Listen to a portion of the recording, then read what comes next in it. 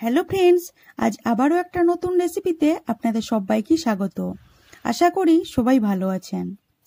আজ চেলা মাছের ঝালের রেসিপি নিয়ে চলে এসেছি। এর আগে এই রেসিপিটা আপনি বানিয়েছেন কি না কমেন্টে কিন্তু অবশ্যই জানাবেন।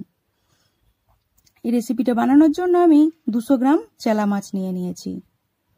ওতে 1 চামচ নুন, হাফ চামচ হলুদ গুঁড়ো, হাফ চামচ লঙ্কা গুঁড়ো, 1 চামচ সর্ষের তেল আর হাফ চামচ আদা রসুনের পেস্ট দেব। তারপর হালকা হাতে এটাকে মাখিয়ে রেখে দেব 10 থেকে 15 মিনিটের জন্য। মাছটা কিন্তু একটু হালকা হাতে ম্যারিনেট করতে হবে। তারপর 10 থেকে 15 মিনিট বাদ আমি কড়াইতে তেল গরম করে নিয়েছি। দিয়েছি একটুখানি হলুদ আর একটুখানি নুন, একটু নাড়াচাড়া করে নেব। তারপর একটা একটা করে মাছগুলো দিয়ে দেবো। দিয়ে এক পিঠটা হয়ে গেলে মাছের, তখন অপর পিঠটা উল্টিয়ে ভালো করে ভেজে নেব। এইভাবে সব মাছগুলো ভেজে নেব। যেসব বন্ধুরা আমার চ্যানেলটা এখনো পর্যন্ত সাবস্ক্রাইব করেননি তাদের সাবস্ক্রাইব করার অনুরোধ রইল। আর পাশে থাকা বেল আইকনটা অবশ্যই প্রেস করবেন, তাহলে আপনার কাছে নোটিফিকেশন প্রথমে গিয়ে পৌঁছে যাবে। সব মাছগুলো ভেজে নেবার পরে ওই তেলের মধ্যে আমি কালো জিরে ফোড়ন দিয়েছি। তারপর পেঁয়াজ কুচি দিয়ে দিয়েছি।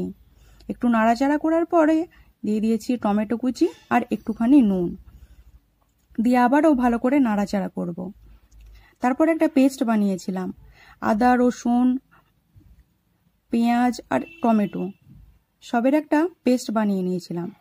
ওই পেস্টটা দিয়েছি 1.5 চামচের মতো, দিয়ে আবারও ভালো করে একটু নাড়াচাড়া করব। যখন কাঁচা গন্ধটা চলে যাবে তখন এর মধ্যে সব গুঁড়ো মশলাগুলো দিয়ে দেবো।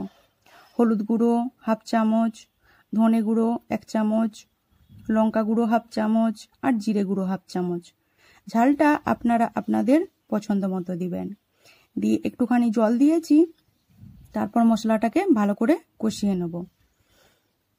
যখন মশলাটা থেকে তেল ছাড়তে শুরু করেছে তখন আমি 2 চামচ কালো সর্ষে আর 2 চামচ হলুদ সর্ষে পেস্ট বানিয়ে রেখেছিলাম।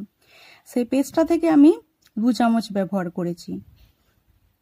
দিয়ে কম ফ্লেমে আবারও মশলাটাকে নাড়িয়ে নেব ভালো করে। তারপর দিয়ে দিয়েছি 1 বাটি জল আর অল্পখানি নুন দিয়েছি। দিয়ে যখন ফুটে ওঠা শুরু হবে তখন আমি ভেজে রাখা মাছগুলো দিয়ে দিয়েছি। দিয়ে আবারও একটুক্ষণ নাড়াচাড়া করে নেব।